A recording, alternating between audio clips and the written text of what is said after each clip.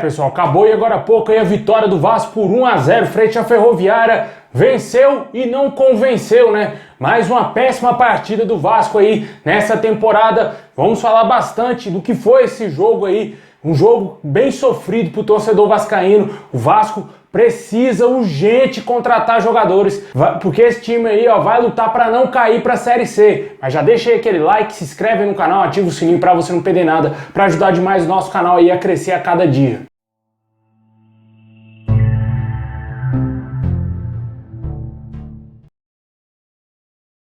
Bom, pessoal, o Vasco venceu o Ferroviária por 1-0 aí pela primeira fase da Copa do Brasil, está classificado para enfrentar a Juazeirense, né? Time baiano se classificou também, será adversário do Vasco na segunda fase da Copa do Brasil. O Vasco embolsou cerca de R$700 mil com essa classificação frente à Ferroviária. Mas um dos principais motivos desse jogo era mostrar um bom futebol pro torcedor, né? Porque o Vasco vai pegar a mulambada no final de semana aí pelo Campeonato Carioca e tudo indica que vai tomar um sacode daqueles, né, cara? Uma goleada para ficar sapecado aí na história do Vasco. Infelizmente não tem grandes perspectivas que o Vasco vai conseguir fazer um grande jogo pelo que vem apresentando, cara. Isso é óbvio. Não tem como aqui a gente ser clubista e falar que o Vasco vai ganhar do Flamengo, vai ganhar uma goleada, porque o que a gente está assistindo é vergonhoso, cara. É lamentável a gente ver o Vasco nesse nível. Quando o Vasco contratou o Zé Ricardo, eu falei que no nosso canal, onde tudo começou, né? Onde a temporada do Vasco começou, eu falei que não era um técnico que eu gostaria de ver na frente do Vasco,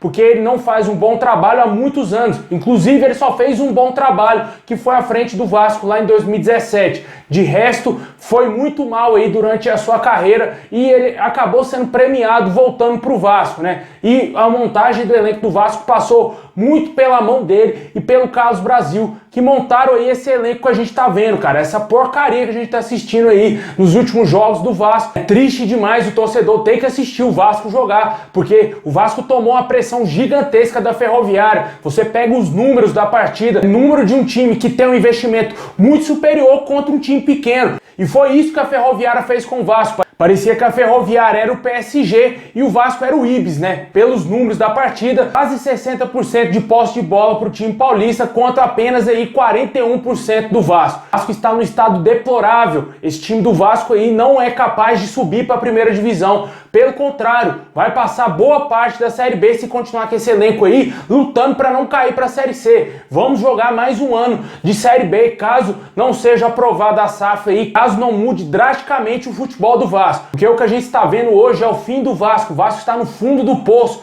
Nunca esteve tão perto de uma tragédia muito maior do que disputar 5 Série Bs na sua história, né? Uma queda para a Série C seria determinante para o fim do Vasco, para o fechamento das portas do clube tão gigante que nós amamos, né? Porque essa briga política resultou nisso que a gente está vendo hoje. Tanto aí os presidentes que passaram, que foram totalmente incompetentes, irresponsáveis com a instituição, quanto aqueles que ainda querem o poder. É lamentável tudo que a gente está presenciando hoje no Vasco. Só tem um caminho. Se não for aprovada a SAF, o Vasco vai permanecer na Série B, vai lutar para não cair para a Série C, porque não tem dinheiro, vai ter uma dívida ainda de 70 milhões para pagar e tudo indica que se não for aprovada a SAF, será o fim do Vasco. Chegará o fim dos anos de glórias do Vasco, porque vai só brigar para coisa minúscula na sua história, né? Mas falando do que foi esse jogo aí, sem dúvida nenhuma, o craque da partida foi o goleiro Thiago Rodrigues. Teve uma péssima atuação aí, o meio campo do Vasco, também o ataque do Vasco foi muito mal, o Gabriel Peck péssimo na partida, o meio campo do Vasco não conseguiu se aproximar mais do ataque vascaíno, somente o Nenê com 40 anos, correndo o campo todo, tentando dar sua vida, a alma dentro de campo, para ajudar o Vasco a fazer alguma coisa, tanto que o gol saiu dos pés dele, do passe, uma assistência dele magistral pro gol de cabeça do Raniel. O Raniel também só fez o gol e só, não é? Até porque a bola quase não chegava no atacante do Vasco quando chegou. Ele fez o que tinha que fazer, o gol da classificação, o gol da vitória do Vasco, né? Pela história do jogo e pelo que a gente está contando aqui no nosso vídeo, parece que o Vasco foi eliminado, que o Vasco saiu na primeira fase aí de maneira vexatória, mas não, se classificou, mas jogando de maneira ridícula, né? O torcedor não tem absolutamente nada para comemorar. Eu não comemorei essa classificação, a não ser a parte financeira, que é ok, é ótimo pro clube, mas em termos futebolístico, em termos esportivos para o Vasco, eu fiquei bem triste, porque eu estou com medo, para falar a verdade, eu estou com medo do clássico contra a Mulambada, porque o Vasco tem tudo para tomar uma das maiores goleadas da história do clássico dos milhões. Não tem força para ganhar do time do Flamengo, não teve força para ganhar do Botafogo e não teve força para ganhar aí do time reserva do Fluminense. Pelo contrário, tomou um chocolate, foi amplamente dominado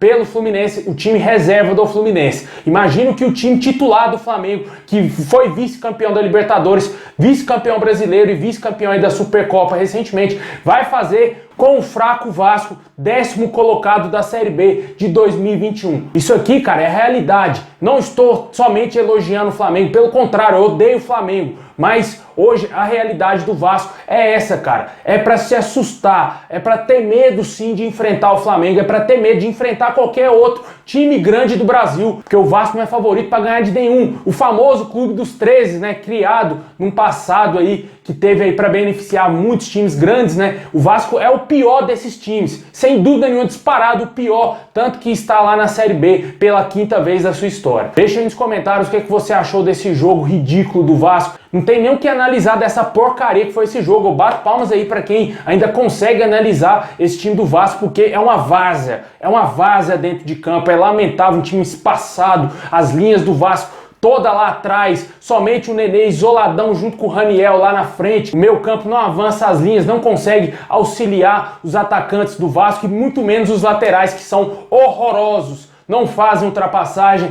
não conseguem fazer jogadas interessantes para o Raniel conseguir, quem sabe, até mesmo finalizar. Tanto que o próprio Getúlio, que entrou no segundo tempo no lugar do Raniel, sequer deu um chute a gol e jogou praticamente o segundo tempo todinho, né? Isso aí deixa bem claro a fragilidade do time do Vasco hoje.